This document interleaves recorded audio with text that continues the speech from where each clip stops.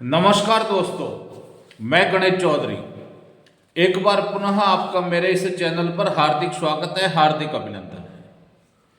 दोस्तों, वर्ष 2024 अलविदा होने को आतुर है, तैयारी है। आज रात को 12 बजे के बाद वर्ष 2024 को अलविदा कहते हुए नव वर्ष 2025 में प्रवेश कर जाएंगे। और ऐसी स्थिति में वर्ष 2024 आपके और हमारे लिए यानी सहारा के उन निवेशकों के लिए क्या देकर जाएगा और आने वाला वर्ष 2025 उन निवेशकों को क्या सौगात देगा, ये बात समझने की है। साथियों, वर्ष 2024 में मैं समझता हूं सहारा के निवेशकों को ज़्यादा कुछ नहीं मिला, और मिला तो सिर्फ डिफिशियंसी और निराशा। दोस्तों, आप भलीभांति जानते हैं कि सहारा का समय पर भुगतान नहीं होने के कारण आज लाखों लाख लोग बेरोजगार हो चुके हैं और बेरोजगारी की दलदल में फंसते जा रहे हैं। दूसरी तरफ कई निवेशक अपने बेटे और बेटियों की शादी नहीं कर पा रहे हैं, तो कई निवेशक अपने बच्चों की पढ़ाई सुचारू रूप से जारी नहीं रख पा रहे हैं।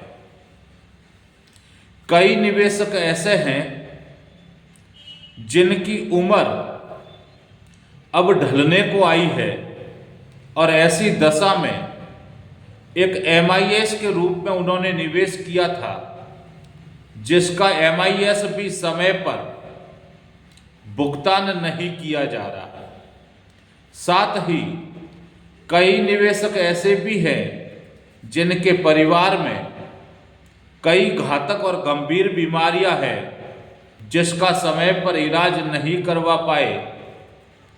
तो ऐसी दशा में 2024 सहारा के निवेशकों के लिए ज़्यादा कुछ नहीं दे पाया, और दे पाया तो सिर्फ और सिर्फ निराशा और डिफिशियंसी।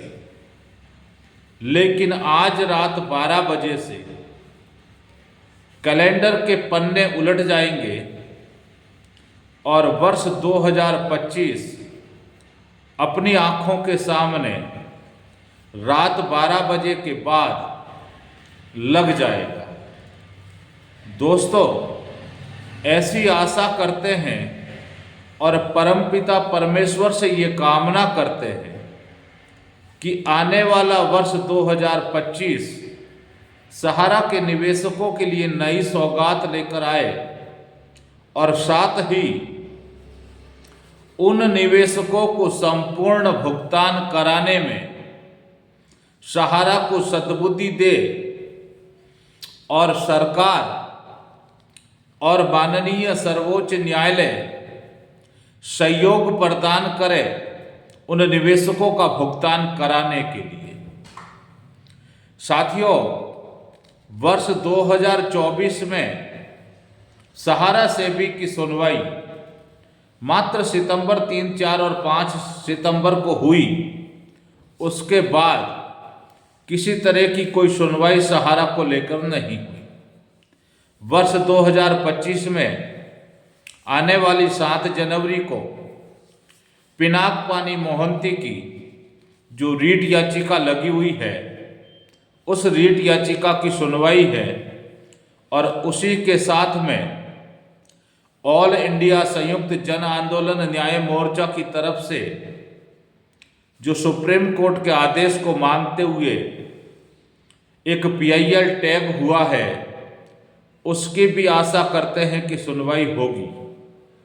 और साथ ही बहुत दिनों से लंबित विश्व भारती सेवा संस्थान द्वारा लगाई गई रीट याचिका, जिसके सितंबर माह में सुनवाई नहीं हो पाई थी, आशा करते हैं कि उनकी भी सुनवाई जल्द से जल्द हो सकता है कि पिनाक-पानी मोहंती की रीट याचिका की सुनवाई के साथ ही उन समस्त रीट याचिकाओं की सुनवाई हो और उन समस्त आईए की भी सुनवाई हो जो इस याचिका के साथ में टैग हो रखे हैं, क्योंकि जब तक पोर्टल की सुनवाई नहीं हो जाती, पोर्टल पर जो विसंगतियां हैं, पोर्टल की कार्यप्रणाली की जो कमियां हैं, जब तक वो कमियां दुरुस्त नहीं की जाती या फिर उनको दुरुस्त करने के लिए जब तक कोई सुप्रीम आदेश नहीं आ जाता, तब तक मैं समझता हूं कि पोर्टल से भी भुगतान संभव नहीं है। हालांकि पोर्टल से जब इतने माह में मात्र 1400 से 1500 करोड़ का भुगतान ही हो पाया, तो ऐसी दशा में सहारा के निवेशकों का भुगतान एक रूप से अंबार सा लगा है, यानी लगभग 90,000 करोड़ रुपए का मूलधन का भुगतान सहारा रिफंड पोर्टल पर लॉगिन किया जा चुका है। तो ऐसी दशा में जिस गति से पोर्टल पर भुगतान दिया जा रहा है, मैं नहीं समझता कि वर्षों वर्ष या फिर पीढ़ी दर पीढ़ी तक भी यह भुगतान संभव हो सके। जब तक सीआरसीएस को भी कोई सुप्रीम आदेश नहीं मिल जाता, तब तक मैं समझता हूं कि पोर्टल से भी भुगतान संभव नहीं है। साथ ही नव वर्ष की सुनवाई में पोर्टल पर चल रही विसंगतियां, जिसमें एमआईएस का ऑप्शन नहीं है, डेथ मैच्योरिटी का ऑप्शन नहीं है और कई तरह के भुगतान जिनका ऑप्शन पोर्टल के माध्यम से नहीं हो पा रहा है, उन सब की विसंगतियों को दूर करने के लिए माननीय सर्वोच्च न्यायालय पहल करते हुए नव वर्ष के प्रथम सप्ताह के अंतिम दिन 7 तारीख को जरूर कोई नई सौगात देंगे। साथियों, इस बात को समझने की भी जरूरत है कि अब सहारा भुगतान देगा नहीं, निवेशकों को भुगतान लेना होगा। ऐसी दशा में जागरूक बनते हुए निवेशकर्ताओं को आगे आकर, चाहे वो आंदोलन के माध्यम से हो और चाहे वो सड़कों पर निकलकर सरकारों को जगाने का काम हो, करना ही पड़ेगा।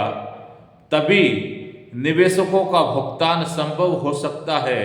अन्यथा अगर सहारा के भरोसे जिस तरह से वर्षों वर्ष बीते हैं, ऐसी स्थिति में भुगतान होना कतई संभव नहीं है।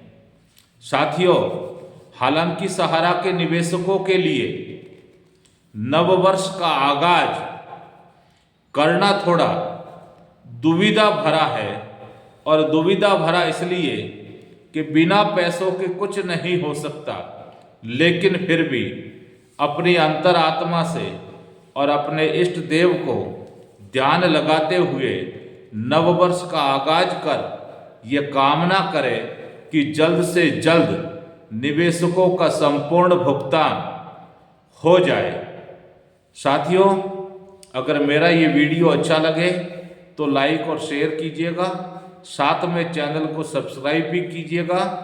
धन्यवाद। और आप सभी को मेरी तरफ से नव वर्ष 2025 की हार्दिक शुभकामनाएं, तथा मैं परमपिता परमेश्वर से ये कामना करूंगा कि आप सभी वर्ष भर खुश रहे और अपने व्यवसाय में दिनों दिन और रात चौगुनी प्रगति करें।